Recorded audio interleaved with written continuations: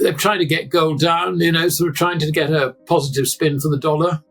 Just don't buy it. I mean, it's complete nonsense. What is going to change? Nothing. And furthermore, the dollar is in a debt trap, and that debt trap is being sprung shut, and there is no escape. Well, there is an escape, but politically it's completely implausible. The idea that you cut spending. We've got a spendthrift president. His business background is real estate. What does he want as a real estate guy? He wants lower interest rates. He'd quite like a lower dollar because that would suck in the tourists, or whatever the argument is. So he turns around and tells Powell, get those rates down. We want to see the dollar lower. This is real estate man talking. I mean, and his big, beautiful bill, another God knows how many trillion of dollars. And that's probably a base figure, actually, rather than the end figure anyway. So, I mean, he's just destroying currency. And not only that, but the tariffs undoubtedly are putting the world into recession. And when the world goes into recession, the tax take to cover the debt, if you like, to theoretically cover the coupons on the debt, will diminish. So you have debt increasing while tax drops. That is a debt trap. You can't finance the debt, and they're already having problems rolling it over. So I think that's where we are. Where we are. I mean, I really do think that any dip in the gold price, you will find central banks, Asian families, all the rest of it will be in there picking it up. And of course, the way they're doing this, if they can do it in London, fine. But otherwise, they're just standing for delivery on Globex, which is the international facility on COMEX. And I mean, the amount of gold being stood for delivery is just increasing and increasing and increasing. I mean, since April the 2nd, which was Trump's, Liberation Day, over 250 tons have been stood for delivery. Where's it going to come from? Not America. Gold. It's not gold going up, it's the dollar going down. And it's not just the dollar. The dollar is the best, or if you like, the most important of the fiat currencies. Dollar goes down, the others go down as well. At the moment, the race to the bottom is being won by the dollar, but I'm sure that'll change. That'll turn around. So I think that's the way to look at it. So any fall in the price of gold, in other words, rise in the value of the dollar relative to gold, I think is severely limited. I wouldn't rule out a bit of volatility. Give us your thoughts on the silver market and also silver derivatives. Are they in the same position as the gold derivatives market at present? Basically, yes, because the level of warehouse stocks in COMEX increased in silver at the same time as it did in gold. The difference is that warehouse stocks in gold have actually begun to decline, basically, as stands for delivery have been enacted. Now, the silver position hasn't declined. That is still pretty much at the maximum level of something like, I think, 500 million ounces. I mean, off the top of my head. And that is interesting. In other words, I think what the new owners of silver are doing, having stood for delivery, is that so far they've been leaving it in the COMEX warehouse system. Now, having said that, we don't actually know this for certain. It could be that silver is still going into the COMEX system. I mean, there's a delay in getting silver through, let's face it. So, there could well be some silver still going into the warehouse system, even though the premiums on futures are no longer really there. So that could be holding it up as, and covering, if you like, any withdrawals. But I think from the point of view of the new owners of silver, they're probably in less of a hurry to take it out of the vaults than new owners of gold bullion. I think that might be part of the explanation. I mean, silver is interesting because as people gradually realize that the dollar is going down and other fiat currencies are going down with it, we're coming to the end of the fiat currency era after, 53 years. As they gradually realize that, I think they will also realize that a gold-silver ratio of 90, which it is roughly, is completely ridiculous. There is no premium, if you like, for its monetary use or its monetary qualities in the price. And not only that, but this is a background of 5-6 years of supply deficit, only matched, according to the Silvers Institute, by if you like, sales or liquidity coming out of investment stocks. So and also the industrial use of silver is just expanding and expanding and expanding, particularly with photovoltaic cells. I mean, they are everywhere now, absolutely everywhere. And China, of course, I think makes something like 90% of them. India wants to get in on that act. So you can see that the demand for silver on an industrial scale is enormous and growing.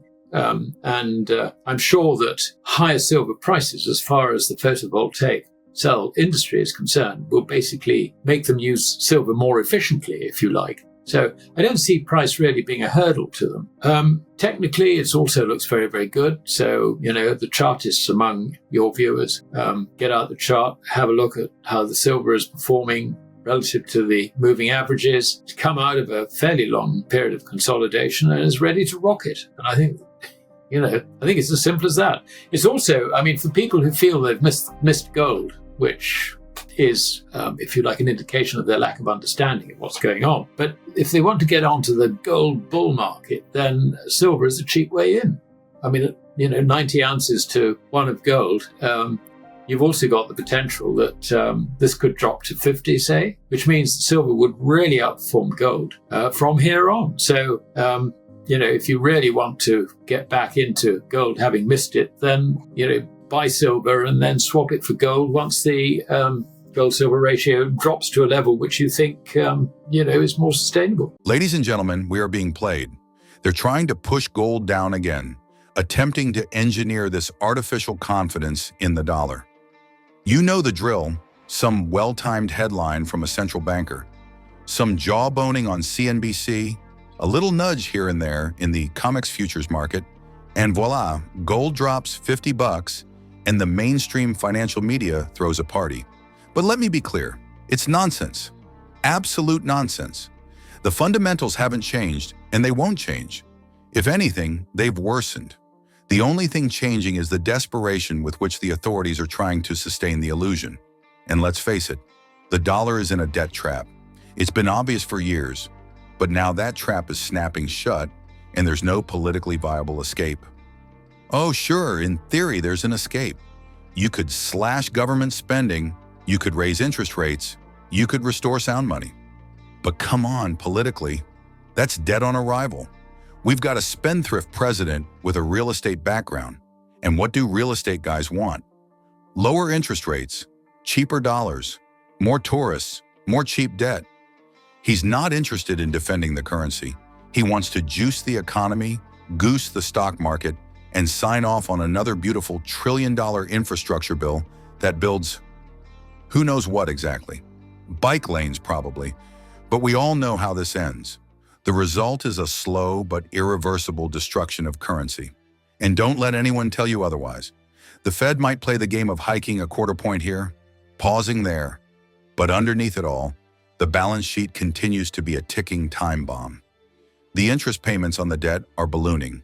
In fiscal year 2023, the U.S. paid nearly $1 trillion in interest on the national debt alone. That's more than the entire defense budget. When tax receipts fall, as they inevitably do during recessions, especially global ones, how do you think they make up the difference? They borrow more. They roll over existing debt into new, longer-term bonds. And with every rollover, they lock in higher interest costs. It's a vicious spiral. And now with these tariffs being slapped around, we're seeing the early signs of a global slowdown. Trade is weakening. Manufacturing indices across Europe and Asia are flashing red. Germany's industrial production is down. China is wrestling with deflation. Japan's back in recession. The net result? Lower global growth, lower demand, and, you guessed it, lower tax revenues. Meanwhile, the obligations keep growing. That's the debt trap. You can't tax your way out, you can't borrow your way out, and you certainly can't print your way out without debasing the currency. But here's the funny part. Every time gold gets pushed down a few notches, what happens? Central banks, particularly in Asia, swoop in and buy it up like it's going out of style. And it is. Paper gold is going out of style. Physical gold is the real deal, and those in the know are accumulating it while it's cheap. Since April, marking what I like to call Trump's Liberation Day, More than 250 tons have been stood for delivery on COMEX. That's not a rounding error. That's not retail investors buying a few coins. That's serious institutional demand. That's sovereign-level activity. And where is this gold coming from? Not America. The U.S. isn't exporting bullion in these quantities. We're not talking about new mine supply either. That's been flat for years. No, what we're seeing is a tectonic shift, a transfer of real money, gold, from the west to the east. It's been underway for over a decade, but now it's accelerating. And the structure of the gold market itself, split between London unallocated contracts and COMEX futures, is being exploited. Smart money is standing for delivery, taking possession, and leaving the synthetic markets behind. Now, I don't mean to suggest that this is some kind of conspiracy. It's not a tinfoil hat moment. It's just the natural consequence of a broken system. When you create trillions in debt, suppress interest rates, and pretend you can run a modern economy on fiat promises indefinitely, you create incentives. And the incentive right now is to get out of the system while you still can. Buy gold. Store it outside the banking system. Get it into a vault. That's what the central banks are doing, especially the BRICS nations. Let's take a moment here to talk about what's happening in the broader monetary system. This is not just about the dollar. It's not even about gold. It's about the entire fiat currency regime that began in 1971 when Nixon closed the gold window. 53 years later, we're witnessing its final act. A tweet I saw recently said, "Fiat has failed more often than any other monetary experiment in history. We just happened to be alive during the last hurrah." That about sums it up.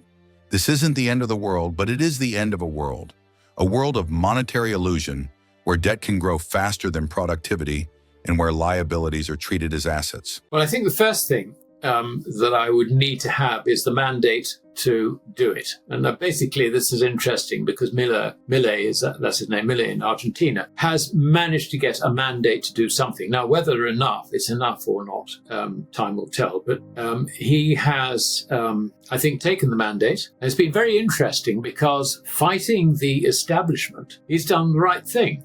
The establishment just hated the thought that Milei would swing his chainsaw and all the rest of it. Because, they're losing power, they're losing jobs, they're losing, if you're a bureaucrat, you're not used to this. And particularly in Argentina, not only you're not used to it, but, you get not just your salary out of it, but there are all sorts of other perks as well. You're going to lose all that. So I can imagine that Milei sits down with, let's say, the leaders of various ministries, and he says, right, this is what I'm going to do. Bang, bang, bang, bang. And if you don't like it, let's have another election. We'll put it to the people. Now, the permanent staff, no. If there's another election, he'll be backed even more.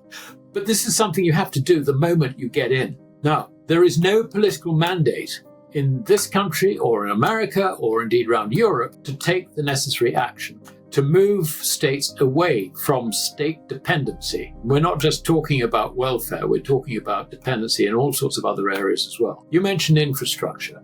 There is a case for government to maintain infrastructure and possibly improve it where necessary, but it's a wasteful way of doing it. I've seen, I remember in Grenada in the Caribbean, seeing a bridge which had been built by government money. Now, not Grenadian government money, but one of these multinationals, World Bank or something. I don't know. Obviously, the problem with government is that they don't do things for sensible reasons. They do it for political reasons. This is the whole thing. And they built a bridge from a place which was nowhere to a little island which was completely uninhabited. And it was capable of taking 3 lines of traffic. It took me a hell of a thing to get there and take a picture of it, which I've got somewhere in my archives.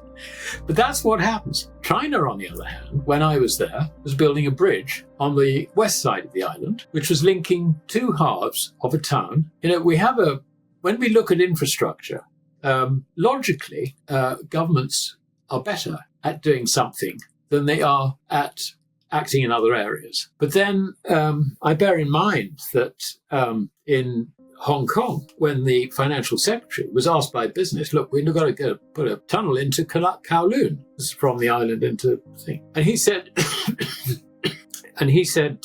this is John Cowperthwaite. He said, well, if it's justified, then you do it. I'm not going to do it.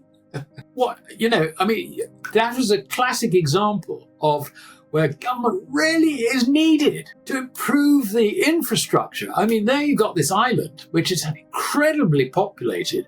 You've got to have a tunnel, of course. Sorry, of course you have. But no, John Cuthbert turned around and said no. The moral of the story is that the private sector can actually do its own infrastructure. I mean, you might have to pay tolls on new roads, but that works. Let me continue right where we left off, because this isn't a moment to be complacent. The dollar isn't dying, it's committing suicide. And like all currency failures, the symptoms appear gradually, then accelerate. The confidence game is delicate. Once the players realize the emperor has no clothes, it's over. And the extraordinary part is that the people running the system know it too. They're not stupid. They just hope they can keep the charade going long enough to get through the next election cycle, the next bond auction, the next war, the next crisis. That's how fiat systems end, not with a bang, but with a sequence of emergencies that justify more money printing. And we've already seen this playbook unfold. Think back to the COVID crisis. Within weeks, the US government authorized more money creation than the entire cost of World War II. Trillions conjured from thin air. The Fed's balance sheet exploded to over $8 trillion. And all of that fiat went somewhere. It went into asset prices, into inflation, into deeper malinvestment. It supercharged inequality. It hollowed out the middle class. And now, as they try to normalize rates, the hangover has begun. But here's the problem. You can't normalize a system that is built on abnormality. That brings me back to the role of gold and silver, not as investments, mind you, but as stores of value. I don't care what the mainstream says. Gold isn't some relic of the past. It's the bedrock of monetary credibility. You don't have to be a libertarian or a gold bug to understand this. Just follow the central banks. In 2022 and 2023, they bought more gold than at any point in history. And these aren't just your usual suspects. Sure, Russia and China were adding to their reserves, but so was Singapore, Poland, Turkey, India, Uzbekistan, even the Czech Republic. These are not gold bugs. These are sovereign nations repositioning their reserves away from dollars. And that tells you something. It tells you that even governments, which once believed in the dollar-centric system, are quietly hedging their bets. They see what's coming. They see the geopolitical fragmentation, the rise of BRICS, the weaponization of SWIFT, the freezing of Russian reserves. All of that has consequences. If dollars can be turned off like a light switch, they cease to be neutral. They cease to be money. They become tools of coercion, and that undermines their global role. Now, some of you might say, yes, but the US still has the strongest military and the deepest capital markets. True. But let's not confuse strength with sustainability. The British Empire had a powerful navy in the early 20th century. Didn't stop sterling from losing its global reserve status. And remember, reserve currency status is not assigned. It's earned. It's maintained by trust. Trust in the issuer's fiscal discipline, political stability, and rule of law. All three are in question right now. Let me show you how ridiculous it's become. The US debt ceiling was just raised again. Surprise, surprise. And the Treasury is now issuing over $1 trillion in new debt every quarter. That's $4 trillion a year. At current interest rates, that's over $1.5 trillion in interest annually, more than the entire discretionary budget. And yet the market yawns. Why? Because it assumes the Fed will step in and monetize it. Maybe not tomorrow, but eventually. That's the expectation. That's the trap. And the Fed knows it. They can talk tough about fighting inflation, but when the system buckles, when liquidity vanishes, when pension funds teeter, when treasury auctions fail, they'll pivot. They always do. In fact, let's remember that Powell already did this in 2019, months before COVID. The Fed had started quantitative tightening, and the repo market blew up in September of that year. Overnight rates spiked to 10%, and the Fed panicked. It started injecting liquidity again, before anyone had heard of a bat in Wuhan. So when I say the system is broken, I don't mean it's about to collapse tomorrow. I mean it's structurally unsound. It's propped up by interventions, by illusion, and the only question is how long that illusion can last.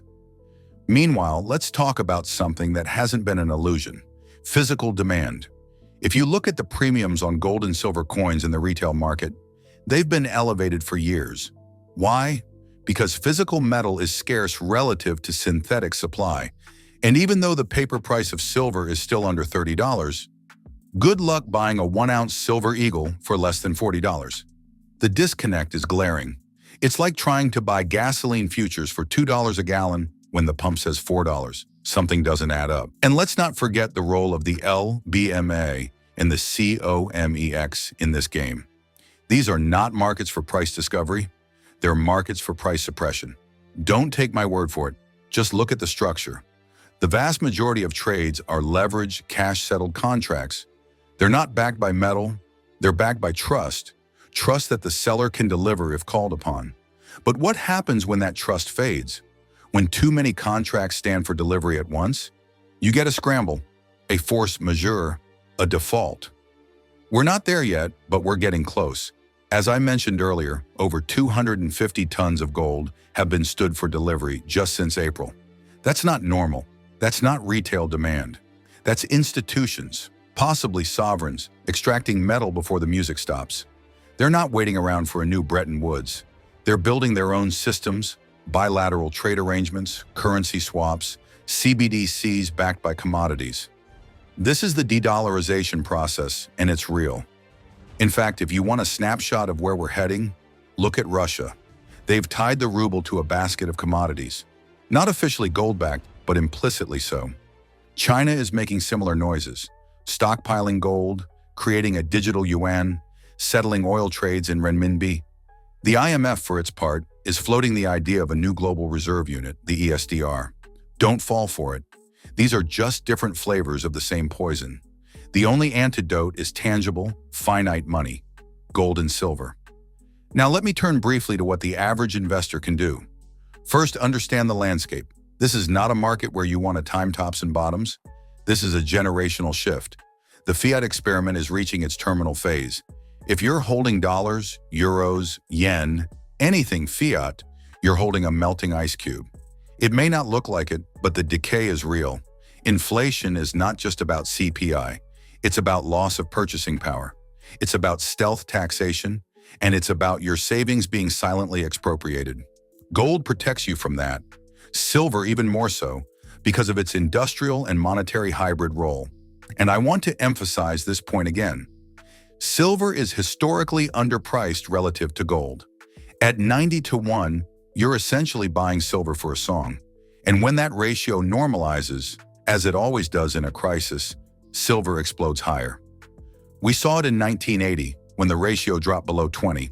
We saw it again in 2011, when it touched 30. And we'll see it again. You don't have to be a genius, just a student of history. Let me also say a word about risk. People often ask me, what if gold drops to $1,800? My response, so what? If you're holding physical metal, that's irrelevant. You haven't lost anything unless you sell. And if you understand why you own gold, because it's insurance, not a trade, then price volatility is meaningless. In fact, dips are opportunities. Accumulate more. Shift out of paper. Store it offshore if you must, but own it. Hold it. Understand it. And here's something else that's important. Don't chase returns in paper proxies. ETFs like GLD and SLV are not the same as owning metal. They're structured to track the price, but they don't guarantee delivery. And in a crisis, the chain of custody matters. You don't want to be holding a claim. You want to be holding the claim's fulfillment. That's the difference between synthetic and physical. Now, I know this message isn't popular in the mainstream. You won't hear it on CNBC. You won't read it in the Wall Street Journal. But more and more people are waking up. Even Ray Dalio, hardly a tinfoil hat type, has been allocating to gold. Even BlackRock is offering clients access to physical bullion vaults. This isn't fringe anymore. This is the new consensus. Quiet, unspoken, but building. Let me wrap up by making a final point. What we are witnessing is not the collapse of civilization. It's the collapse of a monetary illusion. And that's a good thing, because it forces us to return to reality, to rebuild on solid ground, and to recognize that wealth is not created by central bank diktats or government spending. Wealth is created by savings, investment, and productivity, by people, by enterprise, and that requires sound money. So if you take nothing else from this conversation, remember this: gold is not going up, the dollar's going down, and silver is not just some industrial metal, it is the people's money. It has been money for 5,000 years and it will be again. Fiat currencies come and go, but gold and silver remain. They are truth in a world of lies. They are trust in a system of deception, and they are your protection in a time of upheaval. So thank you for watching. Stay alert, stay informed, and most of all, stay sovereign. Because in the end, no one will protect your wealth but you. Oh, and before I go, here's a tweet from Zero Hedge the other day that made me laugh. Powell says inflation is under control while grocery bills look like car payments and car payments look like mortgages. Quite right. They say inflation's down, yet a Big Mac combo costs more than an ounce of silver used to. That should tell you all you need to know. Keep stacking. We'll talk again soon. Stay informed about the latest developments shaping the precious metals markets with regular updates from the Finance Daily team. Not only that, but as a subscriber, you'll also receive timely silver and gold price notifications and early access to groundbreaking news unavailable to the general public. Join our free gold and silver newsletter today, link in the description.